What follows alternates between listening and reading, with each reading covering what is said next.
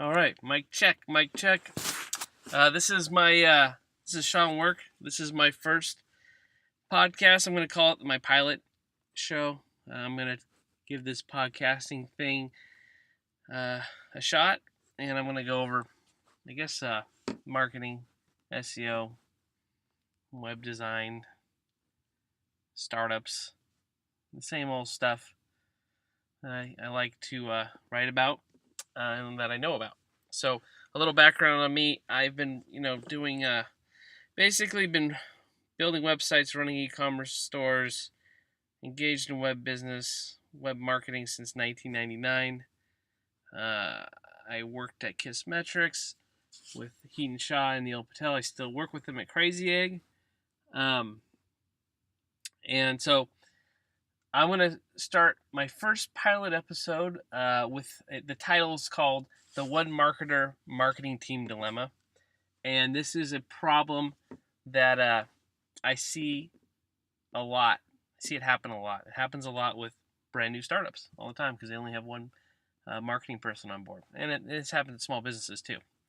So I want to go over this problem and how I have a solution for it. It might not really work for you, but it worked well for us at Kissmetrics, so I'm going to share the story with you.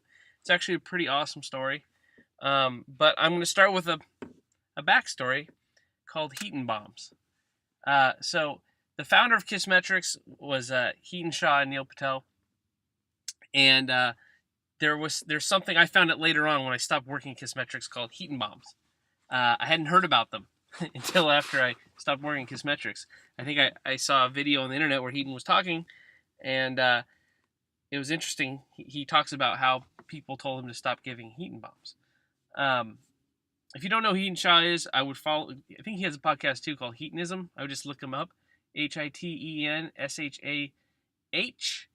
He's pretty prolific in the startup world in the Bay Area. He helps a lot of startups get off the ground. He gives a lot of advice. If you ever need help in a technology startup, a B2B startup, tech startup, you can reach out to him. He's very helpful. He likes to work with people on their problems.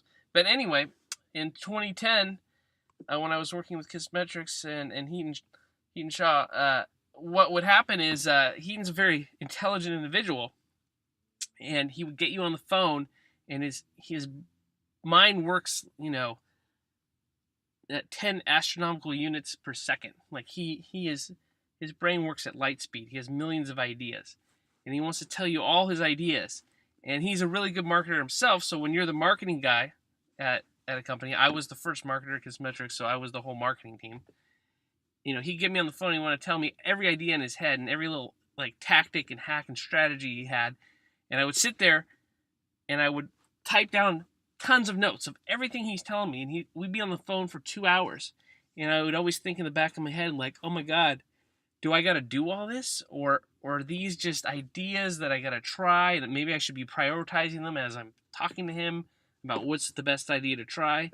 And he would never tell you, like, you got to go do this. He never wanted to be your boss. He always would say that, like, I never had a boss, I don't want anyone to have a boss. But you kind of knew what he wanted you to do. Anyway, it was very, very intimidating because I basically think I would have a ton of work to do. I'd be up all night with all these ideas and I would have to try them all. So I'm sitting here trying to think about SEOing the site, running the blog, doing paid advertising, conversion rate optimization on our blog and our website. And I'm trying to juggle all this stuff, and it was just really just paralysis or analysis paralysis at that point. And through all this, the blog was starting to do really well. My other activities weren't that hot. But then again, we had just started. We didn't really know ourselves. So it was kind of just like, when you're trying to conversion rate optimize a website or blog when you're just getting your feet wet, you don't really have major success in the beginning. We didn't have our messaging down. Our product was really in its baby stages. But the one thing that was working was the blog. And I think definitely Heaton and I had a tension back then in the beginning. And at some point, Neil Patel stepped in and he called me one day and he goes, Sean.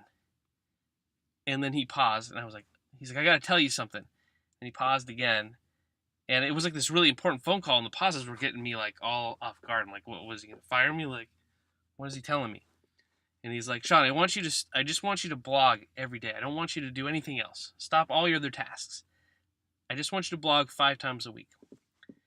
And I took a moment to think about it, and I was like, oh my God, how am I going to do 5 blog posts a week? And I was like, wait a minute, I guess if I'm really not going to do any other tasks, which sounds impossible. I'm in a startup. I'm the only marketing person. Like, I'm going to just drop everything else and just blog. And I was like, well, I guess, if that's what you want, yeah, I could do 5. But like three a week was pretty intense for me because we spent a lot of energy putting our blog posts together and making sure they were top notch. And I was like, oh, wow, this is going to be heavy. But I took a drive after that call, and I drove across the Blue Gate Bridge. It's a bridge in Long Beach, California that's blue. It looks exactly like the Golden Gate Bridge, but it's the quarter the size. It's called the Vincent Thomas Bridge. I was driving over that bridge, and I yelled to myself, like, that's genius. Like, of course. I should just focus on the blog. That's our strength. We're doubling down on our strength. And it turns out that was the smartest thing we ever did because the blog became super successful. We ended up getting, I think the last time I checked, it's getting like 1 million uniques a month. So it really, the blog ended up building the brand, solidifying it, earning trust with new customers. It made us a thought leader. It was an amazing thing that happened. And it was because of that call. And Neil made a very smart decision by having us focusing on our one strength. So this is the way I like to think about this. So if you're in a startup and you're the only marketing person, you got to tell your founder this and go over it with them. You could work on 10 projects, or you could work on 1 project. Now, mathematically, if you think about it, if you're going to work on 10 projects, the chances of success of all those products, all those projects, you're going to do mediocre at best on all of them because your energy and time is going to be divided by 10 projects. So unless you're some amazing superhero, chances are nothing's going to really shine or do that well or get the attention it needs. If you put all your energy into one project, it's going to do, chances of success are way greater. And a matter of fact, the return is probably going to be like an order of magnitude better because you're putting all your time and energy into one thing. That's where your focus is. So it's really hard to say no to other things, but once you grasp this concept, things will take off, right? And you should apply it to a lot of stuff you do. If you're a business owner and you have a lot of ideas all the time and you're always trying different businesses, there's value in that because, you're testing and failing and trying things. But on the other hand, nothing's getting the full attention it deserves, right? So you should pick the one thing you're most passionate about and put everything else, just put it in storage. And here's another interesting point I realized down the road. Say you're one of the companies that you have this one marketer and they're working on 10 marketing projects at a time and none of them really take off, right? And years down the road, like, you guys are doing whatever. You're surviving, and someone comes back and goes, hey, how about this idea? Why don't we try doing this? And you go, oh, well, we tried that back in the day, and it didn't really work. See, that's dangerous because you tried it in the back of the day. You tried it, a few years ago, but you didn't put the energy required or the attention needed to make it work. So you don't know if that marketing activity was actually beneficial to the company. You tried it, yes, but did you really give it the energy it deserved? So that's why it's dangerous to kind of do too many projects at once. Now, of course, when you have more people in your marketing team, you can dole out the responsibilities to other people, and I totally think you should do that. My perfect model for a startup marketing company is to have one person in charge of the blog, one person in charge of email marketing, one person in charge of pay-per-click, and then maybe having, I don't really know if you need an SEO person, a full-time SEO person, but those 3 core competencies are full-time jobs. So I would have one person devoted to each one of those things. They're just too difficult to do. One person can't do a good job at all that stuff. Anyway, so the moral of the story is make sure you double down on your strength, not your strengths, okay?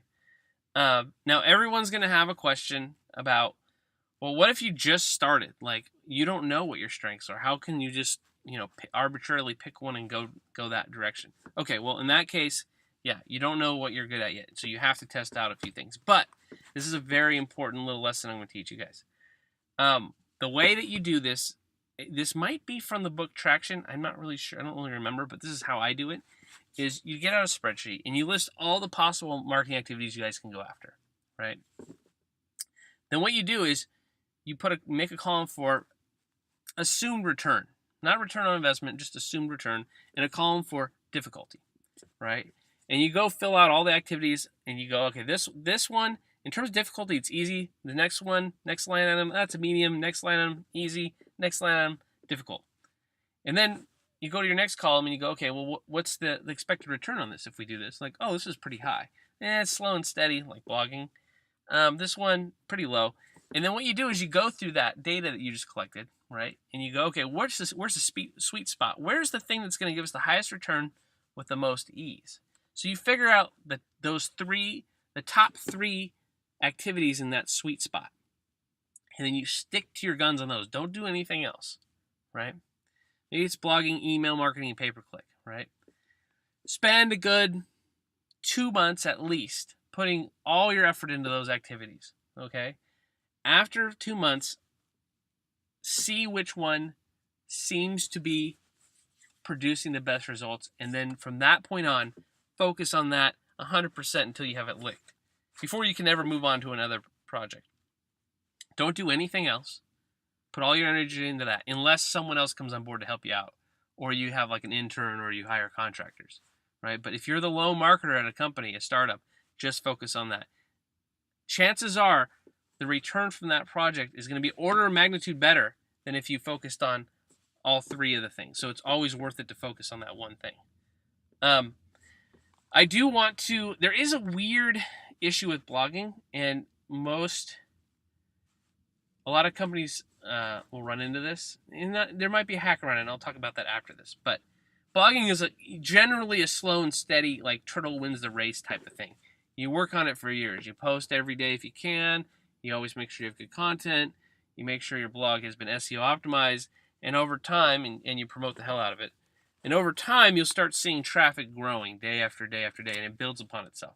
And what a lot of people forget about is that a blog post that's a really good blog post that brings in like 20 people a day at least, that's 20 people every day you can count on to come back to your blog. That's free traffic, right? So building content is an amazing way to bring in free organic traffic. Where pay-per-click, you burn each click. That's dollars that are burnt, right? That's the beauty of blogging. The problem is it usually takes a while before people start to understand the benefit. So like, if you're just starting out, two months of blogging, you might go, oh yeah, well that didn't turn into anything lucrative. So that's kind of a tricky thing with blogging. You kind of got to do it longer. Hopefully someone else can continue to contribute content and work on it other than you, so you don't have to put all your energy into it, and then look at it 6 months down the road, see how it's going, stuff like that. There is one little hack with blogging that you can to make it like accelerate really fast. And that's what you do is you pick up topics in your niche or industry that you say to yourself, like, this has to be written. No one's writing about it. It's an extremely important topic. And I'm going to write an article that covers all the bases. And I'm going to make sure that it's like the best, most informative article on this subject matter ever, right? And then promote the hell out of it. Like, try to get in Growth Hackers. Try to get everyone reading it. Try to make it like the read of the day. Stuff like that can really accelerate your blog. Instead of trying to like play with headlines and rehash what other people are talking about, or kind of mediocre short stuff that doesn't really hit doesn't hit very well. You got to really make stuff that's phenomenal now if you want to get a head start. Actually, I mean, every blog post should be that way, unless you're trying to run a daily thing where you can't always have that type of power. Anyway, so if you have any questions, feel free to leave a comment. I'm going to put this around the internet in different places and just see which platforms I like best. So hopefully you like the pilot episode. And I guess stay tuned. I'm going to try to do more of these. All right, thanks.